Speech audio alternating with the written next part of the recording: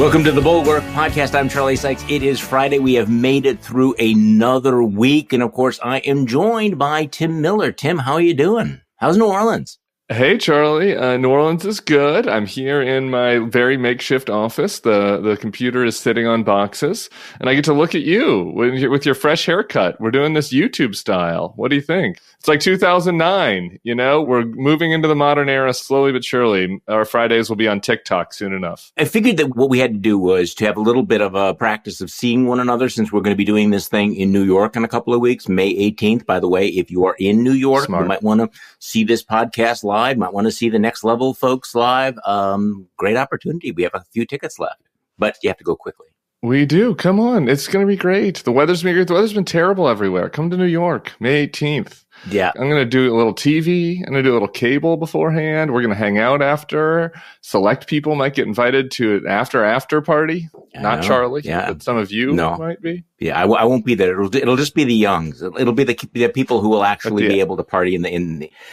Do they call it the Big Apple anymore? You'll be there at the after party. There'll be an after party. There'll be a little hangout. There'll be a little hangout after party. I'm talking about the after party. Champagne room. That's what I'm talking about. I will definitely be in bed by then. Okay, so Tim, I was telling you right before we started, I was making a list throughout the week of things I wanted to talk to you about. And I'm looking at the list today and everything is old. I mean, everything is like, okay, we just got to move on. Because the last 24 hours, I mean, I'm sorry, holy shit. There's been just so much coming down. We have the big seditious conspiracy convictions of the Proud Boys. We have new information about the prosecutors with a confidential informant or cooperating witness down in the Mar-a-Lago case. We have the E. Jean Carroll case wrapping up. I know I'm leaving things out, including the latest gobsmacking story about Clarence Thomas and his wife, Ginni. Were you a Wire fan, by the way? I did COVID. I did The Wire during COVID. I caught up to it. I didn't do it live. Okay. So the amazing thing about the Clarence Thomas story, and we can double back on this, is this story about Leonard Leo, the godfather of the Federalist Society, basically, sending $25,000 to Ginni Thomas, but saying, don't mention her name. We don't want to have her name. And the thing that's amazing to me is they wrote it down. And so I had a tweet saying Stringer Bell would like a word. And that's kind of a deep dive because Stringer Bell is the character who's running the drug operation in Baltimore.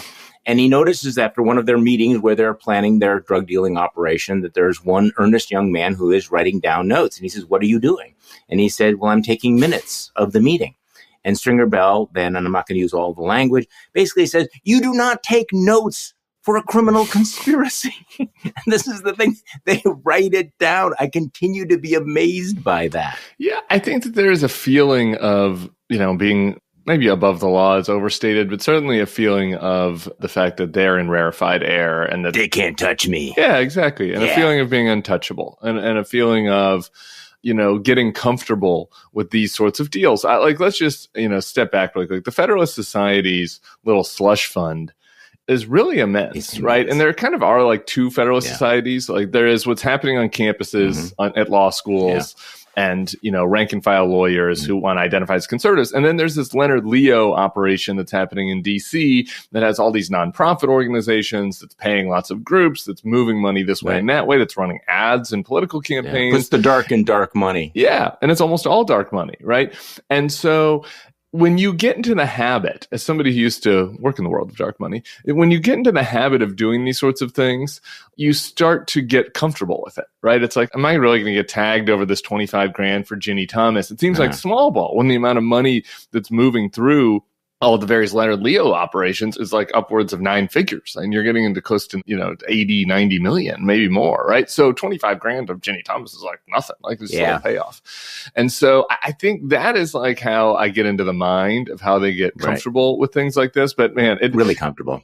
Yeah, really comfortable. Yeah. How fat they're very on the private jets. The Thomases are very comfortable. Yeah. Putting their feet up, sitting by the fire with the weird statues of, various Nazi leaders smoking cigars. Mm-hmm. The thing though that's interesting is this stuff is moving so fast, right? Like I was suffering through Laura Ingraham last night because our friend Tom Cotton is on. Oh, I'm sorry. They had the talking points down on the grandnephew, I guess, that was also, that his schooling was being paid by Carroll and Crow. You talked about this yesterday. Great podcast yesterday, by the way, with Ben Wittes and that crew. Yeah. And he had his talking points on this down, and like he hadn't updated them for the new Leonard Leo news, right? Like the amount of money that is just, the amount of different times that Ginni was, in particular, is getting paid over decades is pretty noteworthy. I know that the conservative media is working overtime to make this into a nothing burger, but Clarence Thomas is really making it hard, particularly, when you have the anti-elitist movement has decided that, yes, being, flown around on private jets and taken off to exotic vacations and then having massive transfers of cash that would be life-changing for most normal Americans are just nothing. And I felt a twinge of sympathy, actually not, for the NR bloggers who are all day, working on trying to, polish this particular turd.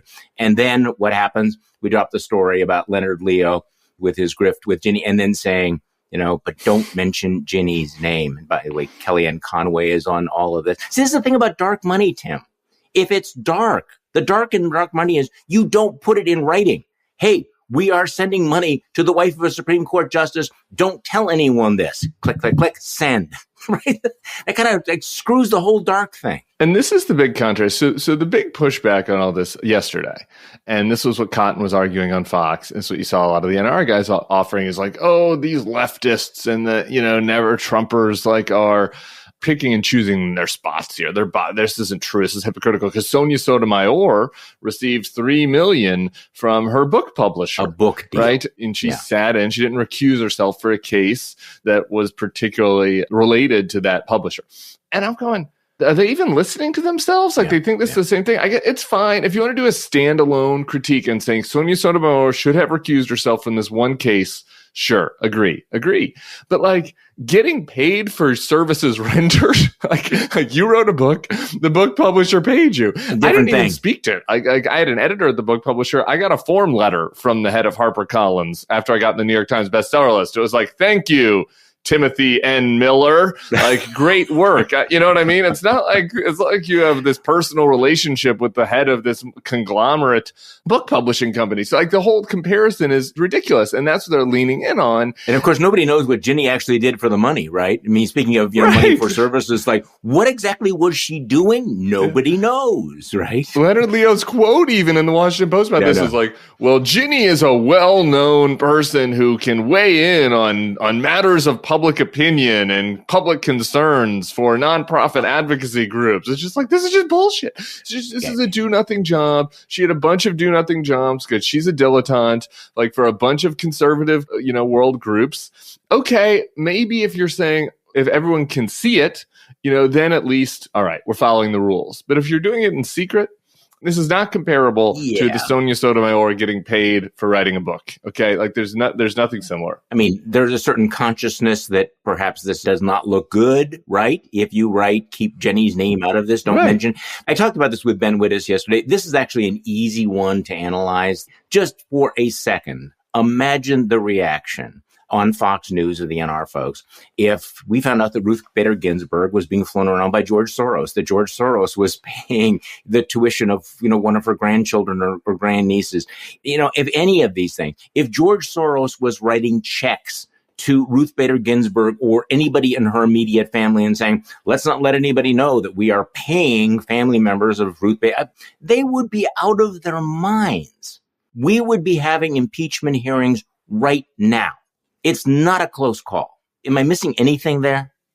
No, there's really no defense. I suffered through all these conservatives' defenses. I almost got in a few fights on Twitter yesterday. Do you do this? You start to reply to people and you're like, why am I doing this? No, okay, nobody's even on here anymore. This is my space. Okay, people, this is an empty mall. I don't need to fight with strangers on here. There's something to be said for all of my real anger, and I kind of despise, really, Ginni Thomas without having met her. And she was involved in an effort to overthrow our democracy. She seems like a pretty bad person. But the fact that they're trying to help this grand nephew, right, is fine. That's a nice thing. Yeah, it's a nice thing. And it's nice. And so, a lot of these conservatives are trying to lean on that. These are good people. That is a nice thing. And it's a nice thing, fine. If Harlan Crow wants to use his largesse to, I'd rather him spend it on some grandnephew's education than on private jets. But, if you want to be on the Supreme Court, part of the deal is you got to explain what's happening, right? Like that is the thing. And I think that they felt like they were inoculated from all of this from a long time and were hiding a lot of slush money. And as you Ben got into yesterday, in a different era, he would be pushed out. And who knows, maybe even if it was a Republican president, he might be pushed out. In a different era, back in the 1960s, Abe Fortas, and, I tweeted out that we all ought to study the history of Abe Fortas. Abe Fortas was, a prominent liberal Supreme Court justice who resigned because of, some financial relationships with a millionaire that pale in comparison to all of this. So speaking of Ginni Thomas and seditious, yesterday was a big day. I do think that this Proud Boy conviction was the most important conviction so far. Turns out these guys are not just casual tourists. Who knew? That they are not patriots. They are seditionists. They are traitors. I mean, this is one of those moments that we, with all of the flood and all of the things that are going on, take a deep breath and think about what just happened. That we have the Proud Boys, the folks that the president said stand back and stand by, who felt that they were doing Donald Trump's bidding, who were the tip of the spear in the attack on the Capitol. And they're not just charged with rioting, or they're not just charged with vandalism. They are charged with seditious conspiracy, and they were convicted, up and down the lines. Merrick Garland had this to say yesterday. And now, after 3 trials, we have secured the convictions of leaders of both the Proud Boys and the Oath Keepers for seditious conspiracy, specifically conspiring to oppose by force the lawful transfer of presidential power. Woo. Our work will continue. Okay. This, of course, raises the question that curious minds want to know, what does that mean? Are they moving up?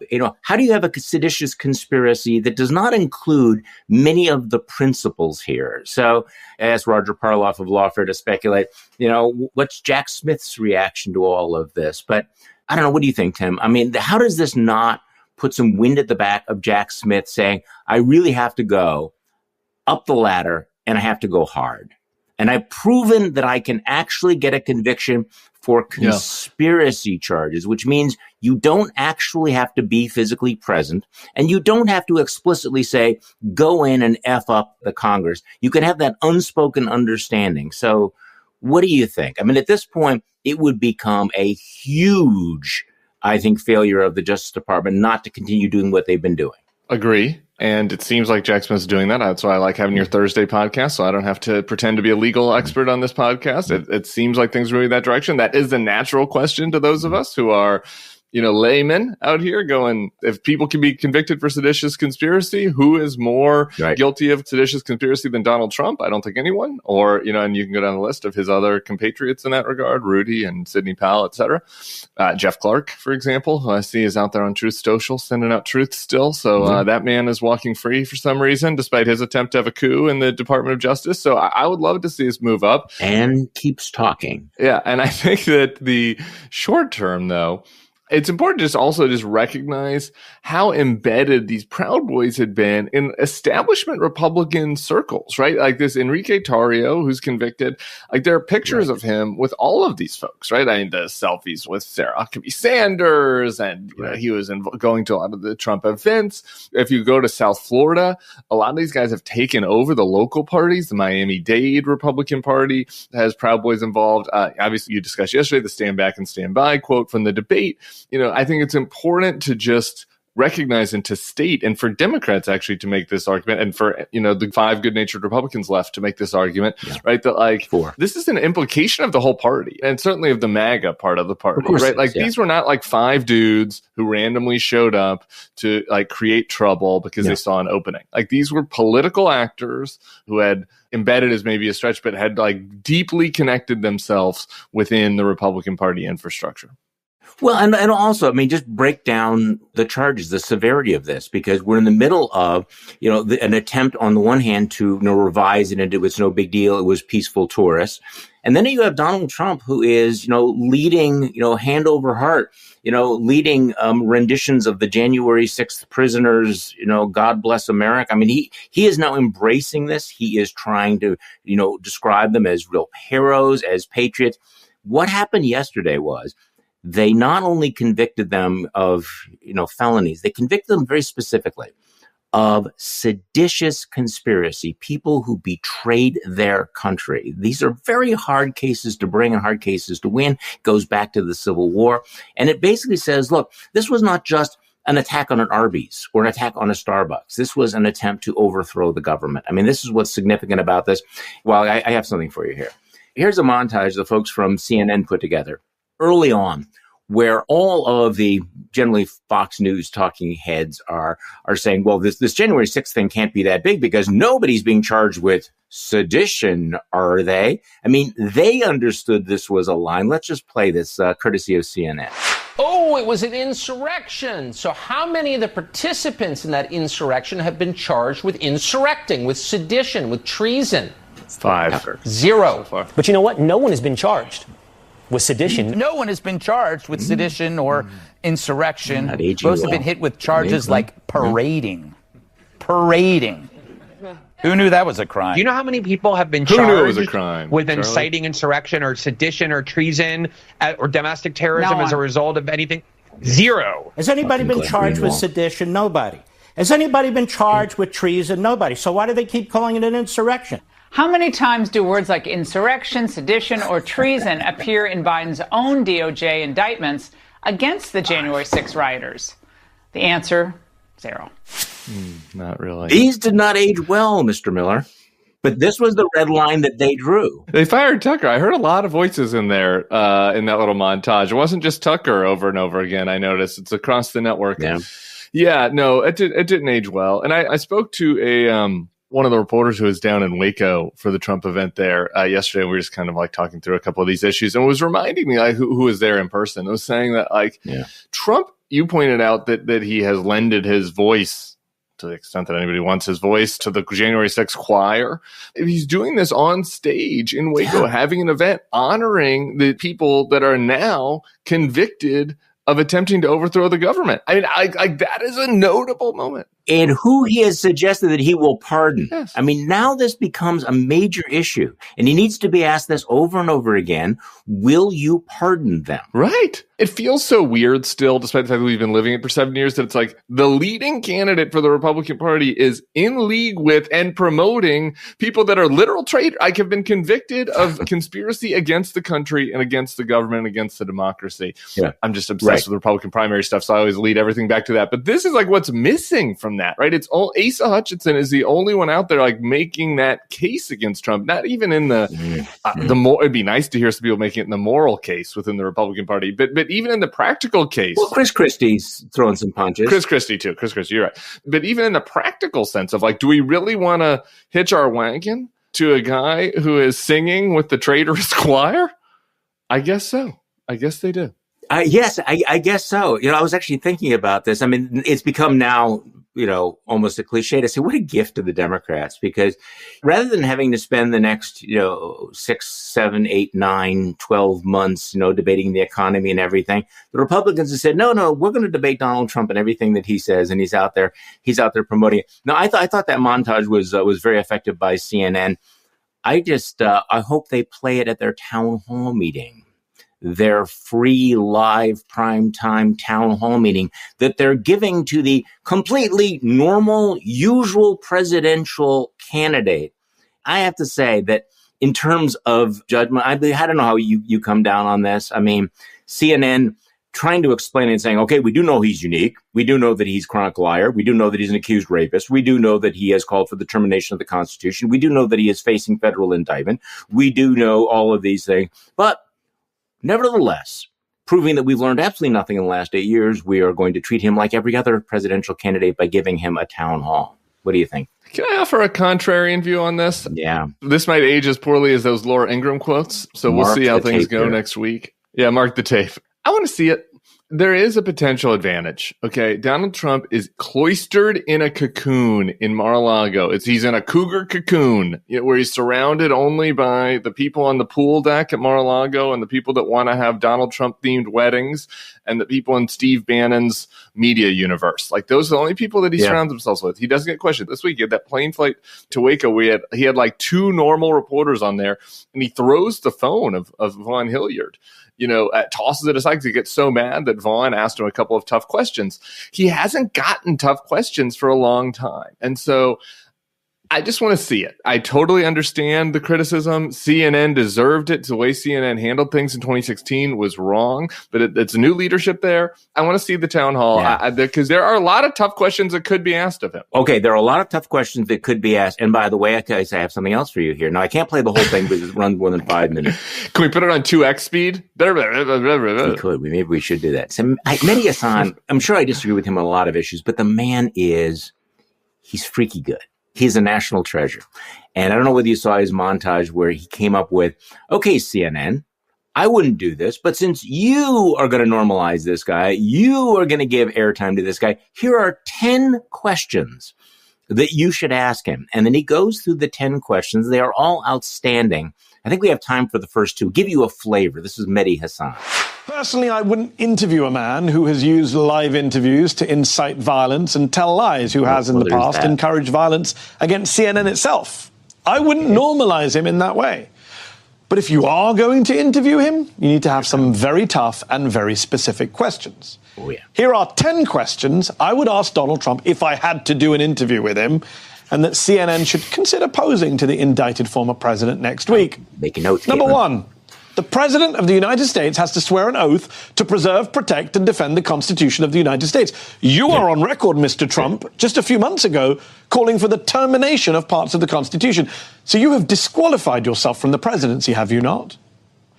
Number two, many would argue that you, Mr. Trump, disqualified yourself from the presidency on January the 6th, 2021, when you incited a mob to march on Congress and fight like hell. A mob you knew was armed. A mob you beckoned to Washington, D.C. A mob that included Proud Boys since convicted of sedition.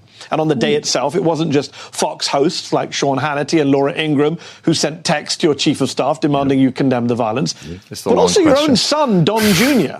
So why didn't you? And why did your own son have to beg you to condemn the rioting? He got to the question. For a little bit, there was more of a comment than a question. Okay, so, and this goes on, and there are 8 more. You could do 100 of them. He did 10. The whole video is good. You could do 100. That's my point. The problem with the town hall, there's several problems with the town hall. One is the time limitation. And, that Donald Trump can have a fire hose of lies. You will not be able to fact check every lie fast enough. Yeah. Number two, he will go off on tangents, and he knows that if he filibusters, he will just chew up time that they cannot get back. Third, it's a town hall meeting, which means the potential for really stupid questions is great. If it was an hour of Mehdi Hasan or Jonathan Swan interviewing Donald Trump, that's one thing. But this kind of format, what could go wrong? I don't know. Yeah.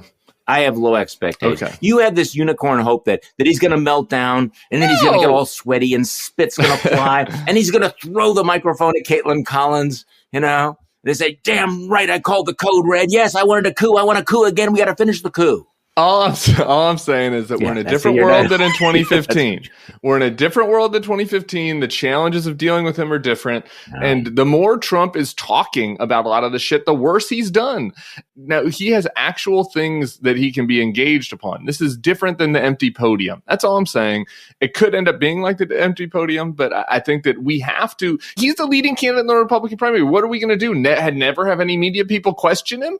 These are bad options. No, you cover him. You have media people do it, but you treat it like you practice journalism as opposed to reality television. Sure. That's the distinction. You do not just give him unedited live time. You do cover him. You cover him extensively. I'm one of those who believes that, you want to cover him every time, he says something, do a story about it. I don't think ignoring him is a good idea. I think that we should expose him.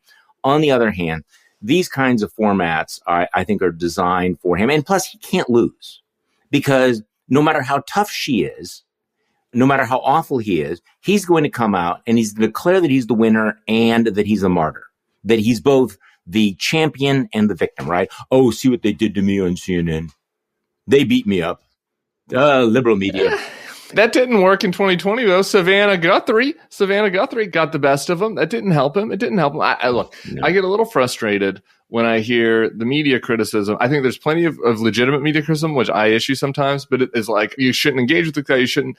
That's fighting the last war. Okay, he already became the president. Yeah. Now he has to be held accountable, and he has this entire media ecosystem. I think that really pissed me off is the right-wing media critics that are like, CNN is doing this again. They're back to the empty podium. I'm just like, I'd love to hear you guys criticize anyone in the right-wing world. Like the people who are voting for Donald Trump aren't watching CNN. Okay, like there's an entire ecosystem of news that they get. I just listened to when in every focus group on Sarah's podcast, she starts and asks people, "Where do you get your information?" Nobody's like, "Oh, I'm watching Don Lemon." No, yeah, who's R.I.P. You know, nobody's like, "Oh, I get it from Anderson Cooper and Jake Tapper. I'm a religious viewer of Jake Tapper's show." Yeah, I understand that argument, but I have to say that you say it's not 2015 anymore, and yet these feel like 2015 arguments again. That if we just show him and people will see that he's crazy, it will go away. Well, that did not happen. So we'll see. I mean, I wish we would have had the kind of questioning from Mehdi Hasan. Okay, so since we're on the media criticism topic, I want to get your take on the whole Tucker Carlson text thing, because I just want to lay it out here. I'm not buying this story. I'm not buying the story that the day before the trial, the Fox board was shocked and panicked and alarmed to find out that Tucker Carlson was a racist asshole. I was like, who knew this? I mean, and they decided they had to do something because he had this text message where he describes how he was watching a group of Trump supporters jump on an Antifa protester. He wanted them to beat the shit out of him. He found himself, this was not the way white men fight, but he found himself, hoping that they would actually, kill him. And then he thought, well, I don't want to become that person. Okay, two things. Number one, that text just confirms everything we knew about Tucker Carlson. It confirmed that he was in private what he was in public. The fact that he was racist, not a surprise. They've known this for months. Why would that text message have triggered anything? And I'm not defending or cutting him any slack whatsoever, but there is this Fox PR campaign out there. I think it has two things. Number one, they want to, make him look bad, which is fine. But they also kind of want to make him, look, he was the bad actor. And maybe let's talk about Tucker Carlson rather than talk about the fact that we have just been exposed, losing the biggest defamation suit in American history as a bunch of chronic liars. So what do you think about the Tucker texts? Yeah, I'm not impressed by the Fox PR campaign on this. To me, frankly, a lot of these leaks have made Fox look much worse than Tucker. Again, this is just me. It is what it is. Like Media Matters is posting a lot of videos of him behind the scenes. It's someone from Fox is leaking where he's like saying kind of sexist stuff. And it's like, I don't know. But none of it's worse than what he did night after night after night. Tucker's a prick. Yeah. I'm just like, why are you leaking this video where he thinks he's in private, where like he, makes a joke about like women, wanting to see women pillow fight? Like, yeah, it's kind of gross, but like that's way less gross than what he was doing on TV in front of millions of people, right? And so to me, this is just Fox, like trying to do some face saving, trying to make sure advertisers come back. My response is kind of, fuck you guys. There was a Vox story that quoted me on this because I basically gave this opinion on Twitter a couple days ago. And they were saying that, I was missing that like this text was like more directly racist than the stuff on TV because he specifically said white people are better than black people and because they don't jump people. And like, yeah, sure. Okay. Like maybe like if we're slicing this really thin, he didn't do the, colorblind bullshit that he does on TV. When he's talking about thugs in the streets and talking about the gypsies coming for your family and all the other, the replacement theory. Dirty immigrants. Yeah, exactly. The TV stuff is what matters to me. And I think this is just Fox, trying to save their ass. I'm not impressed. I'm interested, by the way, just really quick on the Tucker thing. One other take. The ratings are down. And it's hurting the other hosts. Badly. This was an open question. We discussed this on the Next Level podcast the day after. And it was like, well, it'll be interesting to see because, O'Reilly left and everybody's like, oh, wow, is O'Reilly getting pushed out? It's going to hurt. It didn't really hurt him in the end. And I always felt like Tucker might have been a category difference. Yeah. It's only been a week or two. Maybe, you get back to election season, people, get back into their habits. But so, yeah, maybe. They'll come back. It's noteworthy, though, that like there's been a very substantial drop. And again, back to the other point, I don't think those people are turning the channel to Anderson Cooper. they're turning the channel over to Greg Kelly and Eric Bolling and the freaks on Newsmax. I think that may be a temporary phenomenon because I think we've seen this so many times. And I mean, again, we will find out. But, the thing about the Tucker text, I don't want to, keep dwelling on all of this. But, as I was reading this story and the spin from the Fox folks that this was really what panicked them. First of all, I don't get it because it didn't have anything to do with the Dominion lawsuit directly. I'm not even sure how it would have been introduced. It was redacted and all of this stuff. So he says some racist things, which did not tell us anything new. Because here's a guy that's been pushing the great replacement theory. I mean, you could do a montage of all the racist things he said on the air. So that's not new. The overall context, though, is he's writing in a moment of introspection. And this was the surprising thing. He's saying, okay, I'm watching this thinking, I want them to beat the shit out of this guy. I want them to kill him. And then I thought, wait, no, I don't want to become that person. I'm trying to think of what an analogy would be. It would be like, Jimmy Carter saying, I have lust in my heart, but then that's a dated one, but no, I don't want to be that person. I don't want to. I mean, there's a long history of people thinking, I am tempted to do this and I pull back from it. I am not sure that text made him look as bad as they tried to market it. You know what I'm saying? Okay, racist, likes violence. We knew that. Actual conscience and introspection.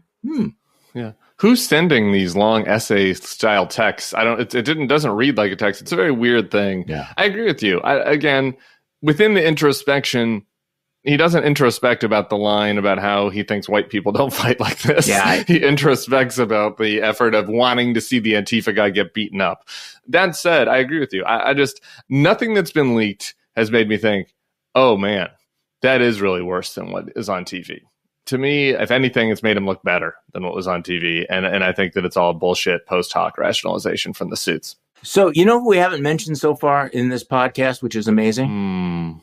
Joe Biden? Well, we haven't mentioned Joe Biden either. We have not mentioned Ron DeSantis. Or Tiny I was thinking about it, whether or not we were even going to talk about it, because I feel that it's been done so much, which is really kind of remarkable in itself. The guy has not even announced that he's running for president. And there's kind of this sense that it's already over, that it's blown up on the launch pad. So let's not talk about why that's happened, because I think we all know. But here's what the take I wanted to get from you. Yeah. Is it possible he won't run? No. I mean, given how bad the polls are, given how bad the buzz is, given the fact that people are like Nate Cohn's writing in the New York Times that basically his campaign's over before it begins. Does he know that? Might he not get in? What do you think? No, I think he's going to run. My party is about this week, and out of character, give him a little advice at the end, like a little advice for Tiny D. That's just like, maybe this is something you should consider, is getting back to the type of positioning you had when you were doing well in the polls. Crazy idea, I know. Which is what? The Trump attacks and the Trump indictments have hurt him. Okay. But the other thing that's hurt him is that he doesn't feel electable anymore. Yeah. Like, right. The reason to move off Trump onto him was that Republican voters who liked Trump were like, Trump can't win. we're going to try this guy because he's a winner. Ron doesn't seem like a winner right now, in part because he had this insane legislative session where he's like, oh, we're going to do a 6-week abortion ban. Trump's even criticizing it. Right. And Republican voters get this. They're like, I don't know. I might be for that. But I'm a little worried about this guy. Then his performance, he doesn't seem like a fighter anymore. He doesn't seem like a tough guy. He seems weird. So he's gone from like being this tough guy that can win in a red state to being kind of a weird person with extreme policy views that might seem less electable than Trump. And you looked at that Wall Street Journal poll, his electability advantage versus Trump had shrunk to 10. Like 40% of Republican voters thought Ron was more electable, 30% thought Don, 30% didn't know. Right. He can't win if that's the number. And he's got to really crush Trump on the electability argument. So anyway, so to your question, I think he gets in because he still remains, despite being weakened, the only one that could beat Trump. He has a very small circle. And his circle includes his wife, who obviously wants to be Jackie Kennedy, and, a bunch of sycophants in Florida who think that he's kind of like godlike. There were some weird Trumpian elements to a recent event that he had in Florida where people were like, DeSantis is the strong one on a horse. Okay. And donors and strategists who want money from him. So these are the people that are talking to him, all people that want him to run. Yeah. And I think that if you back out now, he seems so weak and so emasculated, you can never come back from it. Look, Scott Walker, Ted Cruz, none of those guys are running at this time, right? Like once you've been emasculated to that level by Trump, you can't run again. And so I think he still will think this is his chance. Okay, see, I think that's a smart take because I know there are people who are saying that, okay, he's a young man. If he doesn't run, if he doesn't go into this buzzsaw, he can go in 4 years. He can go in 8 years. Well, the way things are going, he can go in 40 years. But to your point, you cave in now and you have put loser, weakling, on your forehead forever. Yes. Especially when your super PAC is don't back down. Have you heard this buzz about draft Brian Kemp out of Georgia? Because I know there's been some buzz about, wait, there's this other successful governor who won re-election who has not, gone full DeSantis or full Trump and actually stood up to Donald Trump. I mean, strong MAGA cred, except for not going along with stopping the steal, et cetera. So what do you think? Brian Kemp, is that real? Yeah, I think that in an imaginary universe that we do not live in, Brian Kemp is the obvious person to run in the Republican Party, given the problem in Georgia. Emphasis on imaginary. Yeah, and I think that the people that are pushing this are wish casting, that the Republican Party is something that it isn't. So I would love to see it as a political science exercise. I think that obviously the country would be much better off with Brian Kemp as a Republican nominee than somebody that helped try to overthrow our democracy or tried to overthrow our democracy in Donald Trump's case. Even if I disagree with Brian Kemp on certain issues, that's true about Joe Biden for that matter. So I would like to see that, but I think that it's wish casting. This is what I got into with Karl Rove when we were on that panel a couple months ago. I was like, look, if voters wanted what Karl Rove is saying that they want, right, which is traditional Republican values, blah, blah, blah, then there would be a groundswell for Brian Kemp because that's what he offers is traditional Republican values, ability to win. That's not what they want. There is no ground. The only groundswell for Brian Kemp is in, pundit circles of before times pre-Trump Republicans. Sarah Longwell had that great article for the Bulwark a week ago. If you haven't read it, go find it. It said, Trump is year zero. The Republican voters don't want anything from BT. Before Trump. They want new. And the people that are doing the Kemp pitch are all BT Republican strategist elites who are wish casting. I would love nothing more to be wrong about this, but I'm about 99.999% sure I'm right. I don't think you are wrong about this. Okay, so this is not actually on my list of things I wanted to talk to you about. But as we were talking about wish casting and various other things, did you see that long transcript of a conversation of the no labels people who are this no labels group, which is apparently seriously thinking of raising tens of millions of dollars to put some third party on the ballot? Maybe it's Joe Manchin or everything. Yeah. And despite the fact that most people are looking at them and going, you want to talk about wish casting? I mean, the only role you will play is spoilers. I mean, how dangerous are they? And I say this because there will be people who will look at what the no labels people are saying and thinking, hey, that sounds like you Bulwark people, right? I mean, you're not tribal, you're not partisan. And yet I don't see any impact that they would have on the presidential race other than to help Donald Trump. What do you think? Yeah, well, we're not tribal at the Bulwark, but we are rational. We could do the math. And can look at the reality, all right? I mean, Bill Kristol, who loves a unity ticket more than Bill Kristol? No one in America. Hell, if we could get a unity presidency of Joe Manchin and Liz Cheney, if I could snap my fingers, great, I'm for it, all right? But come on. It's not going to happen. And that transcript was really telling that Nancy Jacobson and Mark Penn are egomaniacal. They're grifting money from a bunch of boomer millionaires that want to live in a world that doesn't exist. They live on the Upper East Side and they think that, they can wish this into existence. The people don't want this. I guess it was maybe 2 weeks ago, I did my Not My Party on this, that it might seem illogical, but the fact that Trump is so dangerous makes it less likely that people would support a third party. The third parties that none have come close to working, but the one that came the closest to working was Perot when Clinton and HW were seen as pretty close, right? Because it was when Clinton was really leaning into the DLC thing and Bush was seen as a moderate Republican. Right. Perot's like, oh, here's a third option. And people feel comfortable I like Bush a little better than Clinton, but would Clinton be that bad? I can try with Perot or inverse, right? It wasn't existential. Yeah, it wasn't existential. Yeah. This is. People are not going to do it. So the only people who are going to do it is you're going to trick some low information people, 1 or 2% that could matter on the margins. So no, it's a horrific idea. They are idiots and egomaniacal. I do not think that this is there are some people in the Never Trump world who think that this is a secret MAGA attempt to steal the election for Donald Trump. I don't really think that. I think that this is Occam's razor. They're idiots and egomaniacs and God willing, they can't recruit anybody to do it. Let's talk about something interview you had recently. You talked to Texas Congressman Colin Allred. the other podcast a little while ago. And then sure enough, he is now jumping into the U.S. Senate race in Texas against Ted Cruz. He's an interesting guy. And I know you've talked about him, but let me just play a little bit of his announcement video because I thought it was interesting the way he raised certain issues and took it right to Ted Cruz. Let's play this. When I left the NFL, I thought my days of putting people on the ground were over. Yeah. Then, January 6th happened.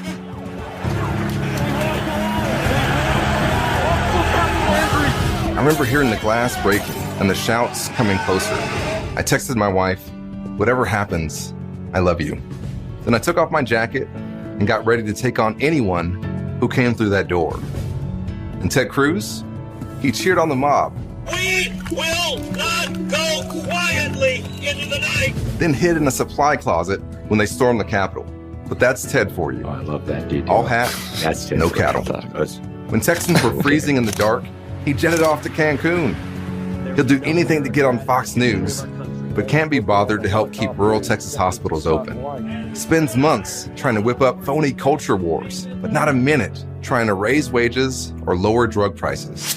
Okay, Tim, first of all, I got to ask you this. You didn't write that for him, did you? Because it was really good. No, I didn't. I'm retired. I do DM with him from time to time. I think he's going to be strong. Texas is still tough. The ad is really good. If I had written it for him, I've been telling him, I just keep leaning in harder on the cop stuff. I'm on the side of the police. I'm on the side of our law enforcement and law and order. Ted Cruz is responsible for the deaths of cops. Okay, that's who this guy is. I think that's good. Allred has a good ear for it. George Bush and Laura are his constituents, actually, in Dallas. Like, that's where he lives, in the Dallas suburbs where George and Laura live. So the interview with him, he had strep when he did it. People should go watch it if they haven't on the Next Level. It was a couple weeks ago. So just kind of scroll down to the Next Level feed on YouTube or the Apple podcast. And he's careful, but he's impressive. And I think that he's going for a Biden model, right? Like, he's not the Beto. He's not, hair on fire. And I think that he's trying to position himself vis-a-vis Trump as, I'm competent, I'm center left, that this other guy is like a fucking podcaster and and like a tweeter and not a senator. Okay. Nothing wrong with being a podcaster, by the way. So that was my next question is how is he not Beto? Beto surprised everybody by coming as close as he did against Ted Cruz. He only lost by 3 points. And then, of course, I think he kind of flamed out. So why do we think that Colin Allred will do better than Beto O'Rourke? Or do we? I do. I mean, I definitely think he'll do better than Beto did in the governor's race. And I was very negative on the Beto governor's race. And I like Beto. He just got too far out over his skis and was positioned as too liberal. And here's the thing. You have to win people that voted for Donald Trump. It's Texas. You have to win people that voted for Donald Trump. Okay, Donald Trump won the state by 5 points. So Beto, just got too far out on his flank. I think that what Beto did that was useful was the engagement, the turnout way up, right? But now you got those people in the system. They're registered, younger voters, et cetera. Now you got to win crossover voters. You got to get the people that Beto engaged into the system, which got the floor higher in Texas, and you have to win some crossover voters. Can Allred do that? I don't know. Here's what I do know. Ted Cruz ran significantly below Abbott in 2018. Okay. If Allred can do that again, if he can get people who just don't like Ted Cruz because he's not likable to cross over and split ticket and vote for him, I think it's a winnable. I compare it kind of to the Frisch race against Boebert.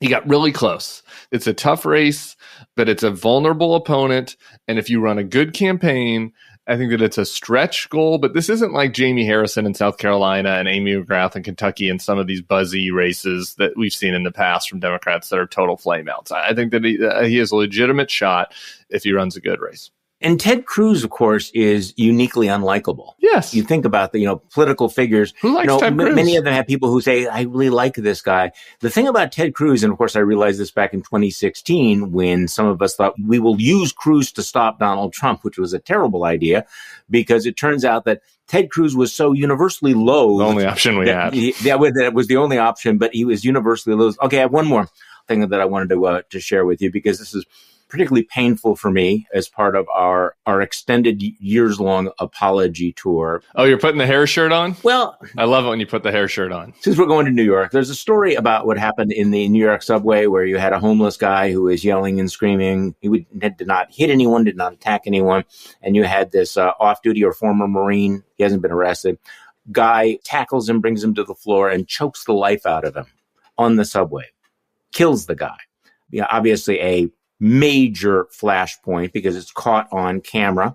This homeless man clearly having mental issues who is killed by a vigilante on the subway. Because this is New York, because this is 2023, people are dividing along political tribal lines. There are people who are applauding it, who think that it's great that this guy was, defending, law and order, et cetera, versus people say, you just killed this man, for yelling on the subway. So this comes up on Fox. And here's Wisconsin's own Rachel Campos Duffy sharing her deep thoughts about why this has become controversial. This is all meant to distract people. We saw that during the last big racial riots with George Floyd, a lot of power was consolidated in the Democrat Party. A lot of election rules were changed during that period of time with COVID and everything else going on. These are opportunities to consolidate power and to distract minorities with fake racial stuff so they don't think about what's happening to their economy, to their paychecks, to their grocery bills, to everything else that's happening in America. The stupidity. A lot of buzzwords there. I mean, it's just it's all there. Was she the Tim before Tim? Was she the Fridays with Charlie and Rachel Campos Duffy? No, it was actually worse than that. I created a thing called the Right Women Awards for the most prominent, best and brightest, conservative women in Wisconsin, and she was one of the award winners. Brightest? Well, see, that's what hurts so much because it's so stupid. It's that conspiracy theory, like, people are not genuinely shocked to see a man choked to death in the subway. The strings are being pulled by who? There's sort of this idea that George Soros is sitting there saying, what is the plan? Let's whip up black people about this thing so they won't think about the price of eggs or something. I mean, so we can take power. You got millions of people listening to Fox News going, yes, that's right. We can't actually be concerned that this is a horrible human tragedy here. We have to see it in the context of, we're not talking about what we want to talk about. I mean, every moment we talk about the death of an innocent black man is a minute that we're not able to talk about Hunter Biden's porn or something. Yeah. I mean, things that really matter to America. And this is how brain-wormed these people are, right? And that's the sad, and this is just a sad story. Oh, that was the word I had. Yeah. This is horrible. And we'll see as more details emerge. I will say one other fact. We're doing this on Jobs Day. The lowest black unemployment rate in a half century right now. Which seems kind of important. Yeah, that just shows you the buzzwords are completely disconnected from any news, right? It's like why aren't they talking about the economy and how bad the economy is for black people? It's is it bad for black people? I mean, yeah, sure. Some prices are, we're still dealing with inflation and stuff, but on balance, there's a lot of positive stuff to talk about, but there's not an effort to care about that, right? It's COVID, it's George Soros. I need to double back because we were talking about what an amazing, 24 hours, 48 hours we've had in the judicial system. And we're talking about, I got distracted by the Proud Boys, but what happened in that Manhattan courtroom in the E. Jean Carroll case was really amazing. That it's a civil case, so you can bring in all kinds of things. I mean, she had very compelling testimony, but playing the video for the jury of the Donald Trump deposition, this was just an epic moment where he's actually asked about the Access Hollywood tape about, so do you think celebrities can really grab women by the pussies? And he basically goes, yeah, famous people get away with stuff. Unfortunately or fortunately, they get away with it. And then he's asked, well, are you a star? And he goes, yeah. So, okay, this is going well. And then, of course, the jury also gets to see Donald Trump, the man in full, where he's talking about how, he couldn't have raped E. Jean Carroll because she's not his type, even though apparently she looked just like Marla Maples, but leaving that aside. Then he turns to the lawyer who's questioning him and said, and by the way, you're not my type either. No. I would have no interest in you either. It's okay, so this is going to be the last impression that the jurors have of Donald Trump, the man, basically saying, yeah, I'm a star. And yeah, stars have been able to get away with grabbing women by the pussy for centuries, unfortunately or fortunately. I don't think this trial went well for him. I'm not going to say that it's going to move the needle or this is going to be the thing that's going to change, but give me your thoughts on all of this, because it's almost in the background. We have all this. We have the sedition, we have the obstruction of justice, and then we have the fact the former president of the United States is credibly being accused of rape.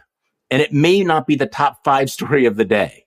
I think you had a great newsletter on that point. It's just like nobody talks about this. I would used to call White House briefing room reporters when he was in there, friends, and just be like, why doesn't anyone ever ask him about all of the people that he sexually assaulted? Or why doesn't anybody ever ask Kaylee or Sarah Huckabee Sanders about this? Like, it was like, oh, once he got elected, it's like, well, since he got elected, I guess that means he's innocent of all that. So we litigated that. Yeah, God bless E. Jean Carroll for taking it to him in civil court.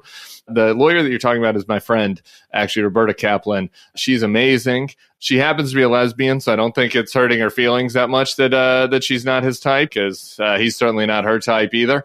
I think that lash out is a reflection of just how effective she's been as a lawyer. Who knows what a jury does in these sort of situations? Yeah. You get one fucking MAGA person on the jury, right? Like, we'll see how it shakes out. But good on E. Jean Carroll and Robbie Kaplan for taking it to him, because there are a lot of other women out there who are victims of them too. Well, I mean, this is the point that I was making. I'll make again. I can't imagine anybody else who has more than 24 accusations of sexual assault being able to survive in business, in sports, in entertainment, in any other realm of life. And also, when's the last time that Donald Trump was even asked about this? Is it even going to come up at the CNN town hall? How many of these women's names will even be mentioned? So, Harvey Weinstein's got to be sitting there, and is he in jail somewhere? I hope. Wait, this guy might be elected president of the United States, and I'm doing how many years for doing this stuff? Nobody else. And this is this weird moment we're in where our moral ethical standards for the presidency of the United States are lower than for being a Hollywood mogul, for being a used car salesman, for being, a CEO. Yeah, I was going to say, go lower. I mean, literally, Donald Trump would not be named the CEO of any publicly held company, right? Nobody would even put him on the board. They wouldn't allow him to own a team in the NFL or the NBA. He couldn't pass a security check at any level of the federal government. Be a teacher. Think about, would your local Burger King hire him as a manager? And yet... Yeah, we're worried about our teachers being groomers. So because I live in Wisconsin, I live amidst a constant focus group of real people. And so I do know people who, have voted for Donald Trump.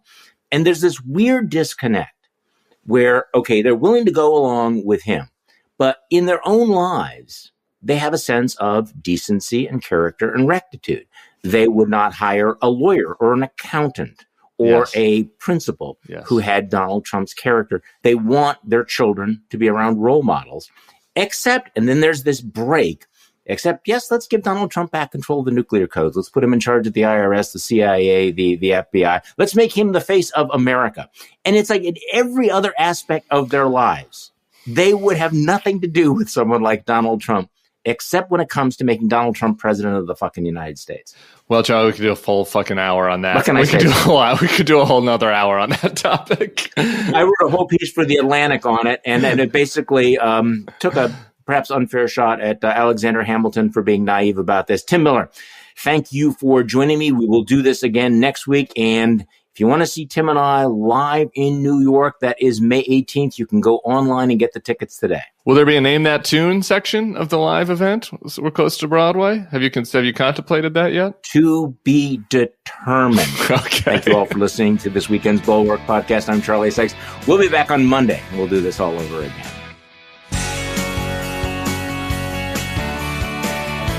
The Bulwark Podcast is produced by Katie Cooper and engineered and edited by Jason Brown.